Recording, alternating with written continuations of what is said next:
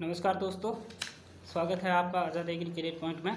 तो दोस्तों आज आपके साथ में मैं जो है AFO मेंस के बारे में जो इंटरव्यू होता है तो उसके बारे में आपके साथ एक्सपीरियंस शेयर करना चाहता हूं अपने। तो दोस्तों मेरा जो AFO का इंटरव्यू है वो आज 23 फरवरी 2021 को संपन्न हुआ है। जयपुर के एक होटल के अंदर इंटरव्यू ऑर्गेनाइज करवाया गया था और मेरा जो इंटरव्यू था वो बैच फर्स्ट के अंदर पैनल फर्स्ट के अंतर्गत ही था। और मैं आपको बताना चाहूँगा कि जैसे ही मैं शुरुआती दौर में गया और जाते ही हमें अंदर एंट्री करवा दी गई और हमारे जो मोबाइल फ़ोन था उसमें आरोग्य सेतु ऐप को भी डाउनलोड करवा करके उन्होंने देखा कि किसी को कोविड से संबंधित शिकायत तो नहीं है। तो इसके बाद में जैसे ही हम गए तो अभी कोई ज़्यादा कैंडिडेट भी वहाँ पे नहीं थे और कुछ लोग बायोमेट्रिक्स करवा रहे थे। तो उन्होंने सर ने मेरे को पहले बुला लिया वहाँ पे डॉक्यूमेंट वेरिफिकेशन के लिए बायोमेट्रिक से पहले। तो उन्होंने पहले उन्होंने आवाज़ लगाई कि किस के डॉक्यूमेंट एकदम अच्छे से सेटल है वो पहले आ जाओ डॉक्यूमेंट वेरिफिकेशन करवा लो। तो मेरे जो डॉक्यूमेंट थे वो अच्छे से सेटल थे। मैंने क्योंकि मैं पहले भी आरआरबी का इंटरव्यू दे चुका हूँ, AFO का भी इंटरव्यू दे चुका हूँ। तो मुझे कन्फर्म था, मैंने टोटली जो डॉक्यूमेंट थे सब पे मेरे सिग्नेचर कर रखे हुए थे और ओरिजिनल डॉक्यूमेंट भी सीक्वेंस में मैंने लगाए हुए थे। और इसके बाद में मैं क्या उनके पास गया और उन्होंने मेरे कंप्लीट डॉक्यूमेंट चेक किए और चेक करने के बाद में उन्होंने मुझे बोला कि आप बायोमेट्रिक करवा लीजिए। बायोमेट्रिक के करवाने के बाद में आप वापस मेरे पास आइए। तो उसके बाद तुरंत ही मैं गया और मेरे बायोमेट्रिक ही तुरंत हो गई। और मैं जैसे ही उनको जाके दिया तो उसके बाद में एक तो मेरा नंबर था उस पर इंटरव्यू के, क्योंकि पैनल फर्स्ट में हम दो ही पहले थे जो कैंडिडेट जिनको मैं इंटरव्यू के लिए भेजा गया। और सबसे पहले एक मेरे साथ में थी निशा गहलोत शायद नाम था। हम दो कैंडिडेट जो है हमें वहाँ पे ले जाया गया ऊपर 4th मंजिल के ऊपर इंटरव्यू के लिए। तो दोस्तों एक चीज़ मैं आपको यहाँ से सबसे महत्वपूर्ण बातें बताना चाहता हूँ, क्योंकि बहुत सारे कैंडिडेट वहाँ पे डिमोरलाइज हो रहे थे। क्यों हो रहे थे? क्योंकि उन बच्चों के कारण यही था, एक तो डॉक्यूमेंट वेल सेटल्ड नहीं थे। कोई मार्कशीट की फ़ोटोकॉपी नहीं लेके आया था, कोई आधार कार्ड की फ़ोटोकॉपी नहीं लेके आया था, किसी ने फ़ोटो नहीं चिपका रखी थी एडमिट कार्ड पे। तो ऐसी स्थिति में क्या होता है कि अगर आपके डॉक्यूमेंट थोड़ी सी भी कमी होती है तो वहाँ पे आपको कुछ ना कुछ डांट दिया जाता है और आपको जब डांट पड़ती है तो आप एक डिमोरलाइज हो जाते हो, आपका जो उत्साह होता है वो कहीं ना कहीं कम हो जाता है।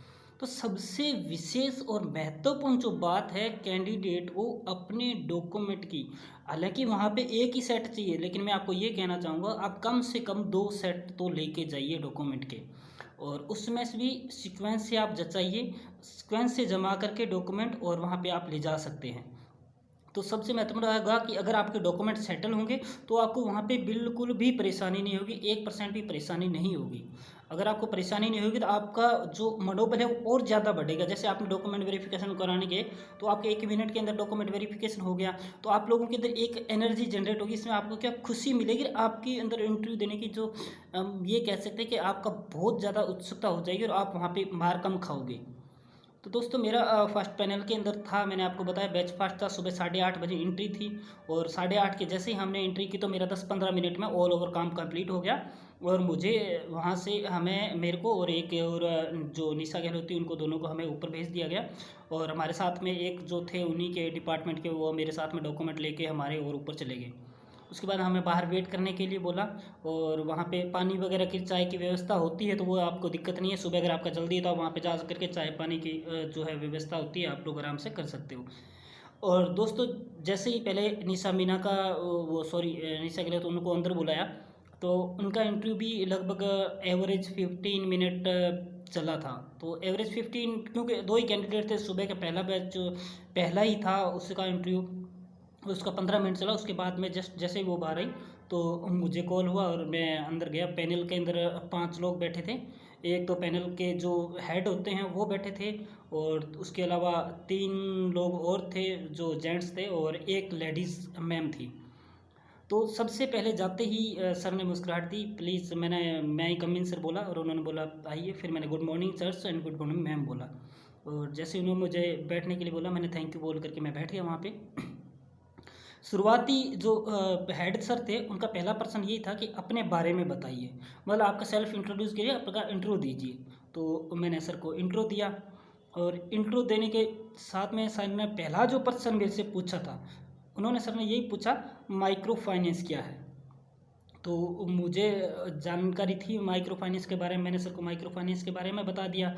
और फिर सर ने बोला भी आपका वर्क किस टाइप का है, आप वहाँ पे जैसलमेर के अंदर रह रहे हो तो आप कुछ एसएचजी के बारे में जानते हो। फिर मैंने सर को एसएचजी के बारे में डिटेल से बताया कि एसएचजी के बारे में ये चीज़ होता है। फिर उन्होंने पूछा मुझे कि एसएचजी का क्या रोल है, मतलब एसएचजी का क्या रोल है रूरल इकोनॉमी, रूरल जो डेवलपमेंट है उसके अंदर। तो मैंने उस सर को बताया कि एसएचजी के द्वारा लोग जो है बहुत सारे इकट्ठे होकर के या समूह बना करके अपने अपने अलग अलग प्रकार के काम कर सकते हैं, अलग अलग प्रकार के कोई भी प्रकार के वर्क कर सकते हैं, उसके अकॉर्डिंग वो क्या है फ़ायदेमंद है। फिर सर ने यही मेरे से पूछा कि अगर आप तो जैसे अभी आप रूरल एरिया में काम कर रहे हो तो आपको ऐसी ब्रांच दे दी जाए जैसे शहर के अंदर है, ग्रामीण के अंदर, जहाँ पे कृषि भूमि है ही नहीं, आप एग्रीकल्चर फील्ड ऑफिसर हो, वहाँ पे लैंड है ही नहीं, तो आप कैसे करोगे। तो मैंने कहा सर अभी जस्ट हमने बात की है मैं सर एसएचजी के बारे में। तो एसएचजी के द्वारा आज मैं केवीके में काम कर रहा हूँ, हमने पता है कि केवीके के अंदर वोकेशनल ट्रेनिंग दी जाती है। जैसे हम बात करते हैं मशरूम उत्पादन की है, सिलाई की है, और भी जैविक खेती की है, या बहुत सारी ट्रेनिंग है, अचार बनाने की, पनीर बनाने की विधियाँ, इनकी ट्रेनिंग दी जाती है। तो उससे लोगों में एक जागरूकता होती है, वो ट्रेनिंग लेकर के कुछ ना कुछ काम करना चाहते हैं। जैसे करते कोई दूध डेयरी का पालन खोलना चाहता है तो उसके लिए क्या रहता है, बैंक से लोन लेने के लिए वो वहाँ पे आते हैं, तो इस हिसाब से वो उसमें लाभदायक रहता है। फिर सर ने ये पूछा कि एनपीए क्यों बढ़ रहा है, एनपीए बढ़ने का क्या कारण है। फिर यही था कि सर इसमें जो किसान है उसके अंदर मतलब इतना उत्पादन नहीं होता है, किसान लोन लेता है, उसका यूज़ किस हिसाब से करता है, यूज़ कहाँ कर रहा है, उस चीज़ का मॉनिटरिंग नहीं होने की वजह से शायद एनपीए बढ़ रहा है। फिर हेड सर का एक प्रश्न था कि ये पब्लिक सेक्टर बैंक कितने हैं, तो मैंने पब्लिक सेक्टर के बैंक के बारे में बताया। और सर का फिर क्वेश्चन था कि बैंकों का मर्जर क्यों किया जा रहा है और ये क्या फ़ायदेमंद है या नुकसान है। ये प्रश्न मुझे थोड़ा घुमाने वाला है, लेकिन फिर मैंने बोला कि सर पब्लिक सेक्टर जो बैंक्स हैं इनका मर्जर जहाँ तक है सही किया जा रहा है, क्योंकि हम लोग बहुत सारी जगह पे देखते हैं कि एक ही जगह पे एक या दो या तीन ब्रांचेस वहाँ पे है अलग अलग बैंकों की। अगर उनका मर्जर हो जाता है तो वहाँ पे एक ब्रांच हो जाती है, और उसी ब्रांच में जो मैन पावर होती है वो बढ़ जाती है, क्योंकि सभी एम्प्लॉयज़ एक ब्रांच में आ जाए उसमें मैन पावर बढ़ जाती है। तो इस हिसाब से मैन पावर बढ़ने के बाद में क्या होता है कि वो फील्ड में भी अच्छा वर्क कर पाते हैं, और बाहर जो बैंकिंग का वर्क है वो भी अच्छे से परफॉर्म कर पाते हैं। और दूसरे जो अदर एक्सपेंसेस है या और जो खर्चे हैं दूसरी बैंक के होते हैं, तो अलग अलग ब्रांच में अलग अलग खर्चे ज़्यादा बैठते हैं, इस वजह से उनका खर्चा भी कम किया जाता है, इसलिए बैंकों का मर्जर है वो होना चाहिए। तो उसके बाद में नेक्स्ट जो सर बैठे थे वो सर ने उनकी ओर इशारा किया, उन्होंने मेरे से पूछा कि आपके फादर क्या करते हैं। मैंने बोला सर फादर फार्मर है। तो उन्होंने बोला गेहूं का उत्पादन कितना होता है। हालांकि मुझे ये पता 20 से 25 क्विंटल होता है। मैंने कहा सर पहले 20 से 25 क्विंटल था, लेकिन ये अभी कम हो रहा है, 20 क्विंटल तक जो है एवरेज प्रोड्यूस। फिर उन्होंने पूछा इसके कम होने के कारण क्या है। तो मैंने ये बोला कि सर उत्पादकता मृदा की दिनों दिन कम होती जा रही है। आजकल नहर का पानी जो है उसकी अवेलेबिलिटी कम है, इस वजह से कुओं का पानी लगाने जिससे ज़मीन जो है हमारी सलाइन हो रही है। तो ये चीज़ें बताइए, अधिक से अधिक केमिकल फर्टिलाइज़र का यूज़ करना भी इसका कारण है। तो ये चीज़ है। तो उसके बाद में सर ने मेरे से ये पूछा कि आपको बैंक में क्यों लें, आप इसके कोई 3 कारण बताओ, कौन सी 3 आपके अंदर एबिलिटी है जिसके द्वारा हम ये कह सकते हैं कि आपको बैंक के अंदर एज ए एग्रीकल्चर ऑफिसर के पोस्ट पर हम ले लें। तो दोस्तों ये भी अपने विवेक से है। और फिर मैंने इसके अंदर से बोला, जो मैंने बोला वो मैं आपको बता रहा हूँ, क्योंकि मैं ऑलरेडी कृषि विज्ञान केंद्र में काम कर रहा हूँ। तो मैंने ये बोला कि सर मैं कृषि विज्ञान केंद्र में काम कर रहा हूँ, हम वहाँ पे वोकेशनल ट्रेनिंग दे रहे हैं, तो मुझे ये पता है कि किसानों को या लोगों को किस प्रकार की ट्रेनिंग और किस प्रकार की गाइडेंस की किस प्रकार की ज़रूरत रहती है, और रूरल एरियाज़ में किस प्रकार हम काम कर सकते हैं, तो इसके बारे में मुझे जानकारी है। दूसरा कारण पूछा तो फिर मैंने कहा सर कि हम जो आज तक एग्रीकल्चर हमने पढ़ी है, और हम किसानों को अच्छे से बता सकते हैं कि आप लोन का यूज़ किस प्रकार किस जगह पे करोगे ताकि आपका एनपीए की नहीं होगा, और आप लोन लेकर के अपने अंदर वृद्धि कर सकते हो, आपकी आय में वृद्धि कर सकते हो। और फिर नेक्स्ट तीसरा कारण बता था मैंने कहा सर हमारे इसमें एग्रीकल्चर सब्जेक्ट के अंदर या एग्रीकल्चर जो ग्रेजुएशन होती है इसमें एक्सटेंशन रहती है। तो एक्सटेंशन कहीं ना कहीं हमारा कम्युनिकेशन अच्छा करती है, हमें कम्युनिकेट जो करना है वो लोगों से मिलना जुलना, उनसे बातें करना बहुत ही अच्छा रहता है, या हम उसके अंदर तत्पर होते हैं एग्रीकल्चर के सभी। तो ये चीज़ें मैंने सर को बोली। और फिर सर ने मेरे से एक और प्रश्न पूछा था कि आप गंगानगर के हो, वहाँ तो हरियाली है, तो आप जैसलमेर में अपने आप को कैसे एडजस्ट किया? मैंने कहा सर मैं जैसलमेर के मैं कहीं भी अपने आप को एडजस्ट अच्छे से कर सकता हूँ, वैसी कोई दिक्कत नहीं है। और मैं वहाँ पे जैसलमेर गया तो मुझे वहाँ भी अच्छा लग रहा है। वहाँ पे आपको कैसा लग रहा है? मैंने कहा सर मुझे बहुत अच्छा लग रहा है वहाँ पे, और काम करके भी बहुत ज़्यादा अच्छा लग रहा है। और फिर सर ने मेरे से पूछा कि जैसलमेर का लीड बैंक कौन सा है? तो क्योंकि मुझे एक्चुअली लीड बैंक के बारे में मैंने देखा नहीं और ध्यान दिया नहीं, हालांकि होता लीड बैंक होता है। आप हर एक डिस्ट्रिक्ट, आप किस डिस्ट्रिक्ट से बिलोंग करते हो उसका लीड बैंक होता है। आप लोगों से भी कहना चाहूँगा कि आप लोग लीड बैंक का ध्यान रखिए, आपकी जो बैंक है, ब्रांच है, उसका लीड बैंक कौन सा है, इसके बारे में विशेष रूप से आपको ध्यान देने की ज़रूरत है। फिर सर ने पूछा कि जैसलमेर बैंक कितने हैं? ये भी मुझे पता नहीं था। मैं कहा सर सॉरी, मुझे एग्जैक्ट जो उनकी संख्या है उनके बारे में पता नहीं है। सर ने फिर मेरे से पूछा एनपीए बढ़ रहा है, इसके लिए आप क्या करेंगे?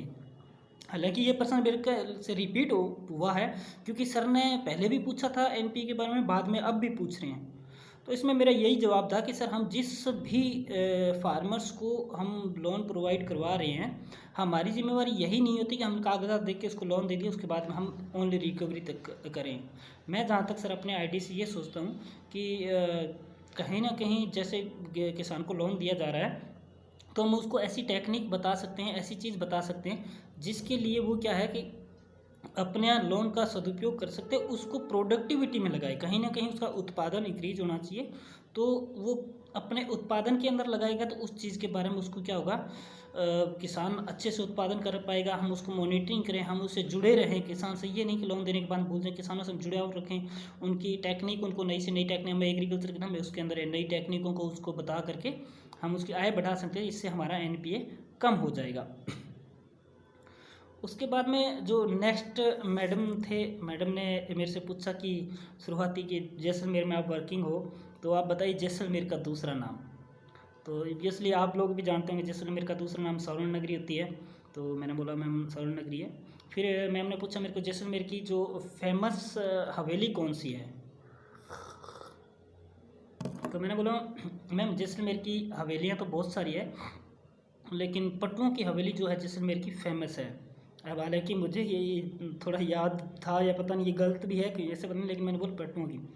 फिर मैम ने पूछा कि जैसलमेर के कोई 3 हिस्टोरिकल पैलेस बताइए। अब इसमें मैंने बोल दिया कि मैम एक तो किला है जो जैसलमेर का, और उसके बाद में फिर कुलधरा है और सेंट ड्यून्स है।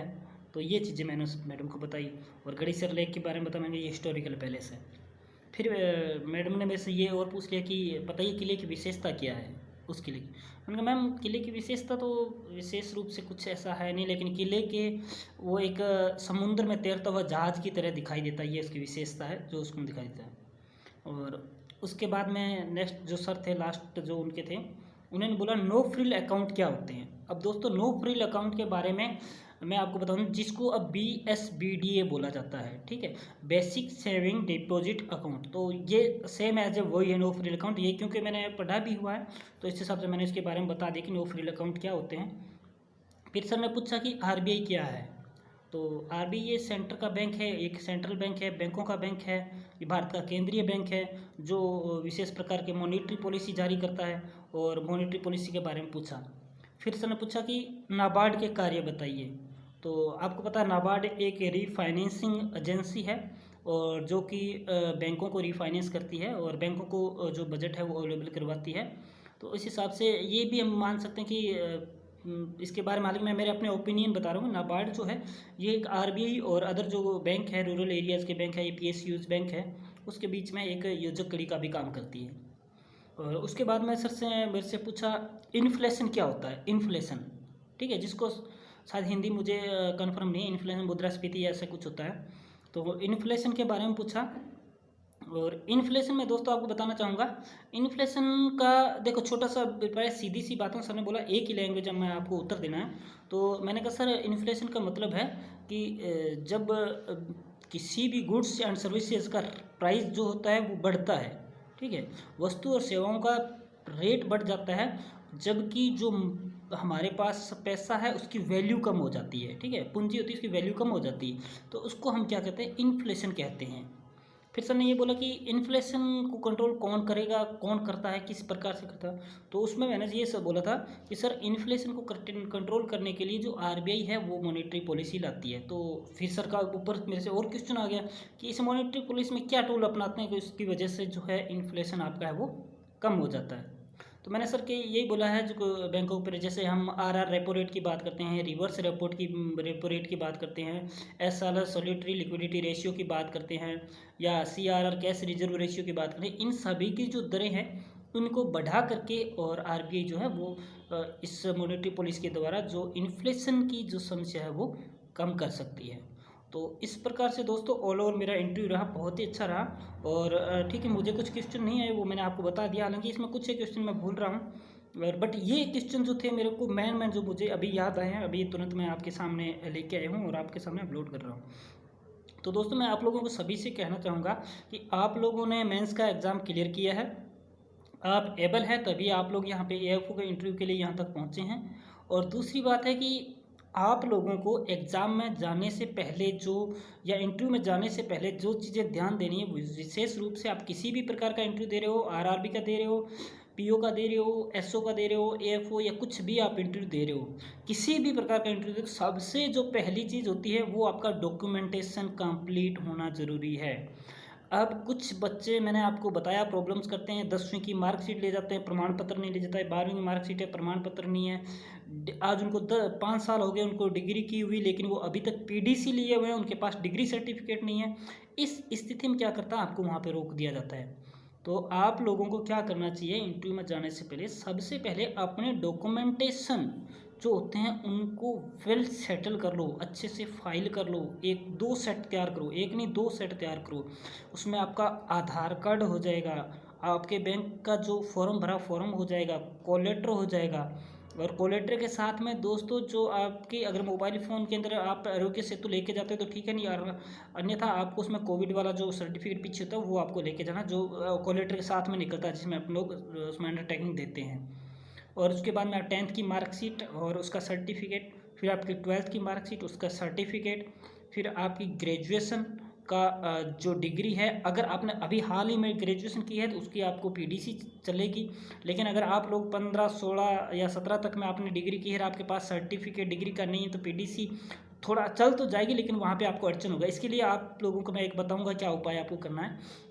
और उसके बाद में दोस्तों आपकी जितनी भी सेमेस्टर मार्कशीट्स है उनको अच्छे से जचा करके वो रखनी है। और लास्ट में आपका जो है उसके बाद में कास्ट सर्टिफिकेट, ठीक है, अगर आपके पास एक्सपीरियंस है तो उसका आपका अपॉइंटमेंट लेटर दिया था आपको वो उसकी कॉपी होनी चाहिए। और उसके बाद में आपका एक्सपीरियंस का सर्टिफिकेट होना चाहिए, आप कब से वर्किंग में हैं, और उसमें एनओसी नो ऑब्जेक्शन सर्टिफिकेट भी आपका साथ में होना चाहिए। ठीक है, तो ये हो गए मेनली डॉक्यूमेंट। और इनके दोस्तों 2 सेट कंप्लीट तैयार रखें, 8 से 10 फोटो साथ में लेकर के जाएं। और अगर आपको लगता है दोस्तों कि किसी भी प्रकार की डॉक्यूमेंट के अंदर आपके अंदर कमी है तो आप लोग एक काम कर सकते हो, आप 50 रुपये का एफिडेविट, ठीक है, जिसको हम स्टाम्प बोलते हैं, 50 रुपये का स्टाम्प एक जो है एफिडेविट, खाली एफिडेविट आप साथ में ले जा सकते हैं। अगर आपको लगे कि ये कमी हो सकता है इसकी वजह से मुझे रोक सकते हैं तो आपको एफिडेविट साथ में ले जाइए। अगर वहाँ पे होता है तो उस तुरंत उसी पे आप एफिडेविट के ऊपर आप लिख करके और उनको तुरंत दे दीजिए। क्योंकि ऐसे नहीं होता, कई बार इंटरव्यू देने जाते हैं तो हमें जैसे ही इंटरव्यू में डॉक्यूमेंटेशन के समय हम बाहर निकाल दिया जाता है, आप एफिडेविट बनवा के लाइए, तब हमें भागना कोर्ट कचहरी, फिर तुरंत टैक्सी नहीं मिलती है, टैक्सी मिलती है उसके हाई चार्जेस होते हैं, हम बाहर जाते हैं इधर उधर घबरा जाते हैं, जब तक हम बना के लाते हैं तब टाइम निकल जाता है, फिर आपका इंटरव्यू लास्ट में चला गया, आपका ऐसे होगा आपका वैसे, मतलब आपको पूरे तरीके से डिमोरलाइज कर दिया था। अगर आपके इसके अंदर कुछ भी गलती हो आप एक एफिडेविट ले जाइए, क्यों, एक गलती के लिए एक एफिडेविट चलता है, तो आप एक एफिडेविट ले जा सकते हो, 2 ले जा सकते हो, या 3 एफिडेविट, आप लोग जितनी गलतियाँ हैं उस हिसाब से आपको एफिडेविट ले जाने पड़ेंगे। और कास्ट सर्टिफिकेट की बात करें तो ओबीसी जनरल का आपको पता 6 मंथ, या क्रिमिनल नॉन क्रिमिनल 6 मंथ वाला या 1 साल वाला, वो आप लोग देख के वहाँ से जाइए। और उसके अलावा आपके जो नाम है डॉक्यूमेंटेशन वगैरह सारा एकदम सही होना चाहिए। और अगर आप लोग किसी कैटेगरी से बिलोंग करते हो, आपको वहाँ से किराया चाहिए, तो दोस्तों किराए के, अगर आपको वहाँ से किराया प्राप्त करना तो आप लोग टिकट अवश्य रूप से लेके जाए। अगर ट्रेन की टिकट होगी तो बहुत बेस्ट रहेगा, ट्रेन की टिकट का वो अलाउ करते हैं, ट्रेन की टिकट आपको लगा करके तुरंत फॉर्म भर के देना, आपको कैश में वो किराया वहाँ पर दे देते हैं। तो ये चीज़ है। आई होप दोस्तों आपको इंटरव्यू के बारे में थोड़ा सा अनुभव लिया मिलेगा आपको कि किस प्रकार से हमें फेस करना है। और अगर आपको अच्छा लगे ये वीडियो तो प्लीज़ इसको लाइक और शेयर करें। अगर आपको किसी भी प्रकार की क्वेरी हो, किसी भी प्रकार का कोई क्वेश्चन हो जो मैं इसमें नहीं बता पाया हूँ, तो आप लोग नीचे कमेंट बॉक्स के अंदर कमेंट करके हमें बता सकते हैं। So thank you so much दोस्तों। जय हिंद, जय भारत।